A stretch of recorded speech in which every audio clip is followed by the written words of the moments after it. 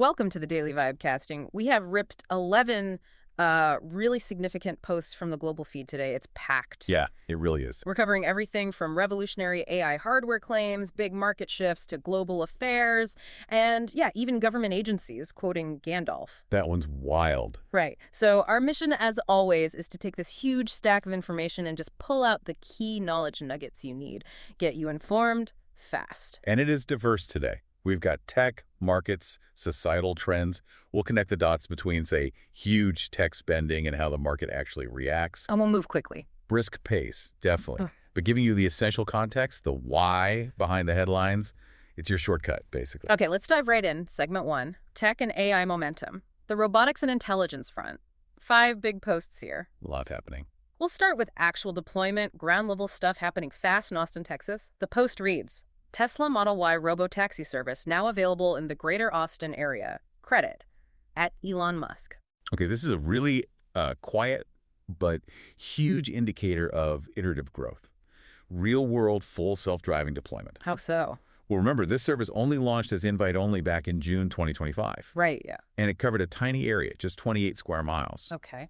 Now, by late October, they've scaled that operational area to 243 square miles. Wow, okay, that's nearly a 10-fold increase. Exactly, in about 4 months.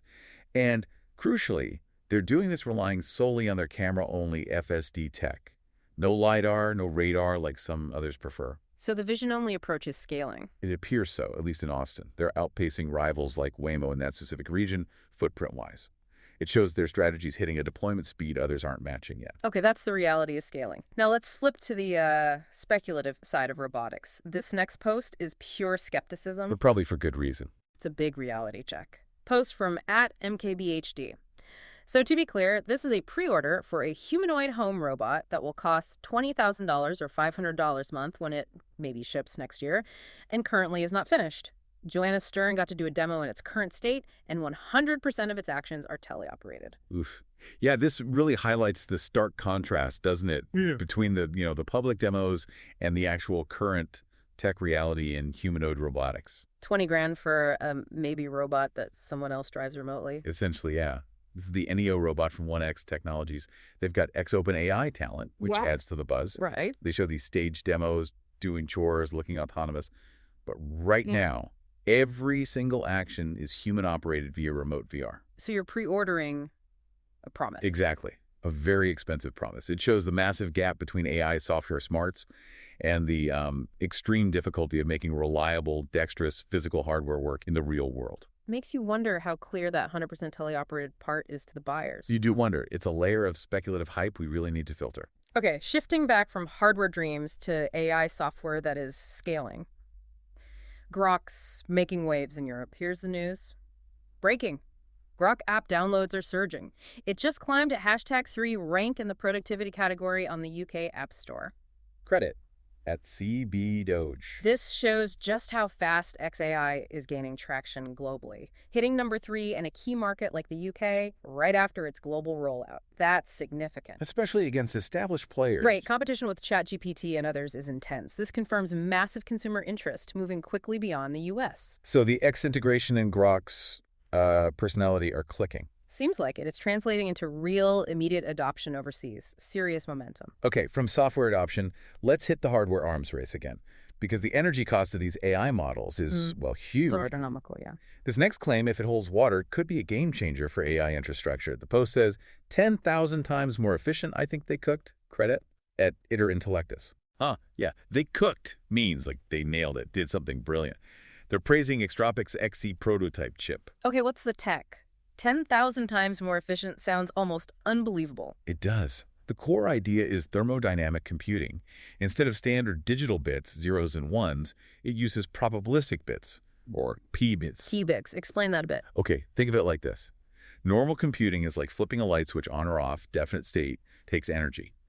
Thermodynamic computing uses the natural randomness, the thermal noise, in physical systems to do calculations, especially for probability stuff. So harnessing physics differently. Kind of, yeah. Using physics more directly for sampling probabilities. And the claim is, on small AI benchmarks, this simulated 10,000 times the energy efficiency compared to standard GPUs.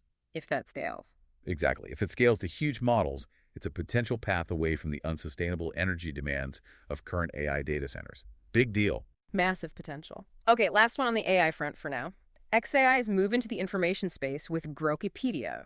We read, lots of positive feedback for Grokipedia so far, and people are loving it. This is just V0.1. Elon Musk said that the next version of Grokipedia will be 10 made better as Grok scales in intelligence credit at X-Freeze. So Grokipedia, it's XAI's direct challenge to Wikipedia, basically an AI-powered encyclopedia. V0.1 launched. How's it looking? Launched with about 885,000 articles. And the early feedback mentioned here is positive, specifically highlighting neutrality and depth. That's interesting. Signaling a move to own the knowledge base. Precisely. The knowledge that trains future AI. Now that 10x better promise. Yeah, bold claim. How? It seems to rely on a feedback loop. Grok gets smarter, fueled by user corrections and feedback, which improves Grokipedia. It's all about iterative scaling and aiming for critical thinking principles. So, potentially a real challenge to Wikipedia. If, and it's a big if, it can maintain neutrality and accuracy while scaling, then yes, especially with ongoing concerns about misinformation online. Okay, fascinating power plays in AI. Let's pivot hard now. Markets and finance. Immediate impact on the wallet. Two big posts yesterday. Traders were definitely watching closely. Starting with the Fed's move. Breaking.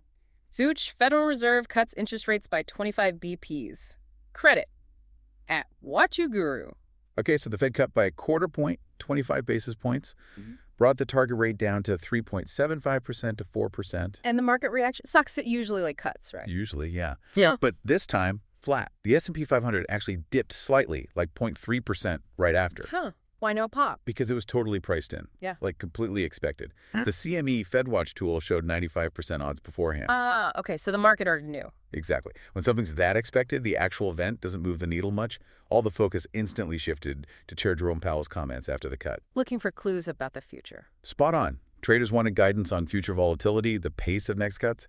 It's always about the guidance when the decision itself is baked in. Classic market behavior. Makes sense. Okay, speaking of market moves, Meta took a hammering yesterday. Yeah, big drop. Reading the post. Breaking. Meta stock, Meta, falls nearly rented to 10% after missing Q3 2025 earnings expectations due to a $15.9 billion one-time expense. Credit at Kabaislatter. Nearly 10% for a giant like Meta. That's significant. The immediate trigger was this huge non-cash tax charge. $15.93 billion. $15 billion? Wow, what kind of charge is that? It's related to future income taxes. Yeah. It basically slashed their official earnings per share, the GAAP EPS number, down to just $1.05. A year ago, it was $6.22. So a massive hit on paper. But you said non-cash.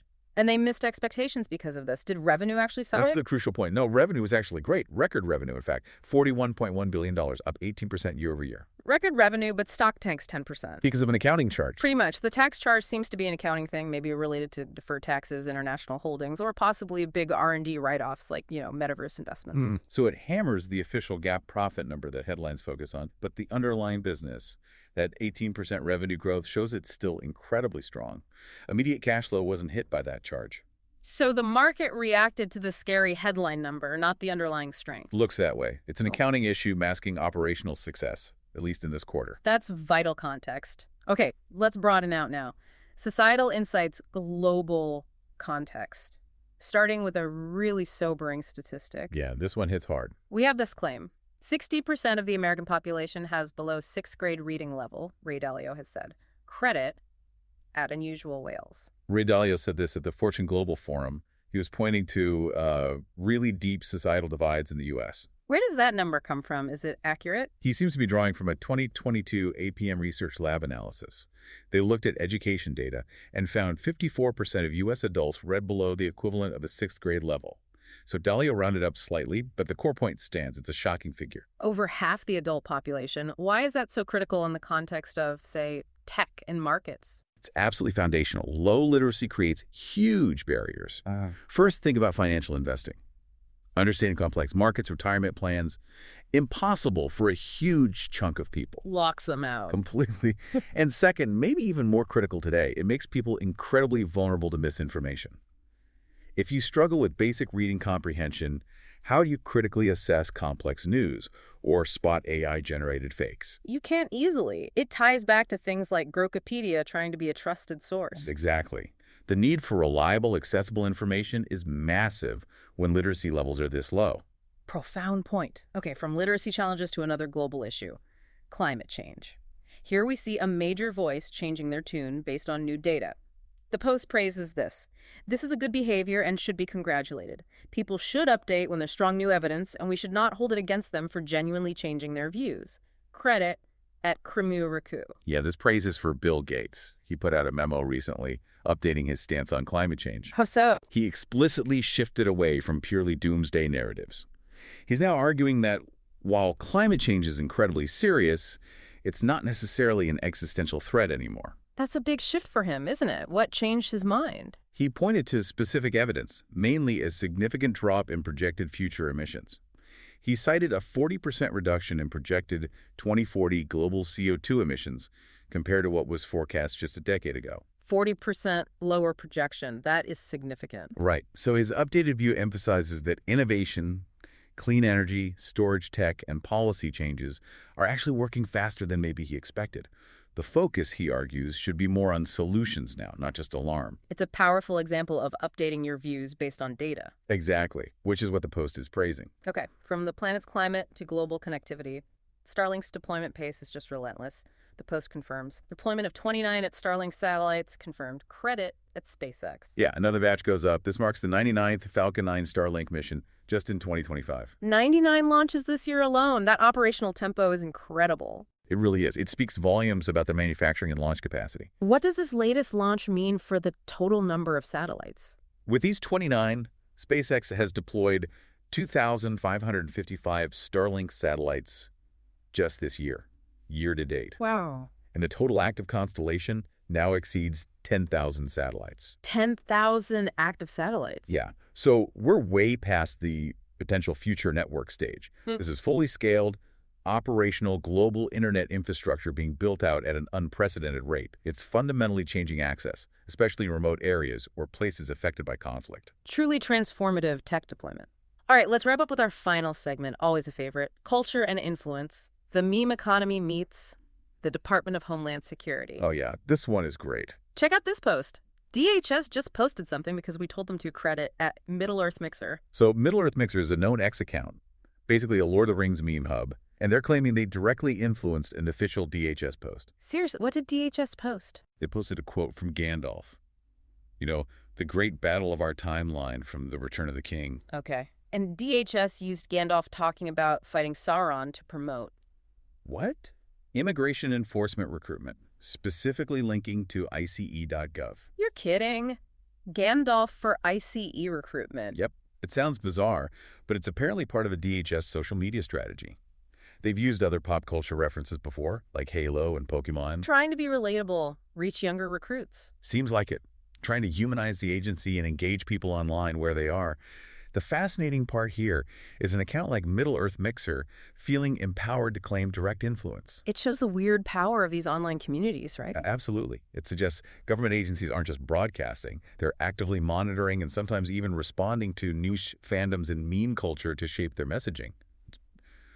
It's 2025. Indeed it is. From 10,000x efficient AI chips to DHS quoting Gandalf. What a ride through today's feed. We covered a lot of ground. We certainly did. Sliced through market volatility, the realities of tech scaling, some really fundamental societal stats too. And that brings us to our final thought for you, the listener.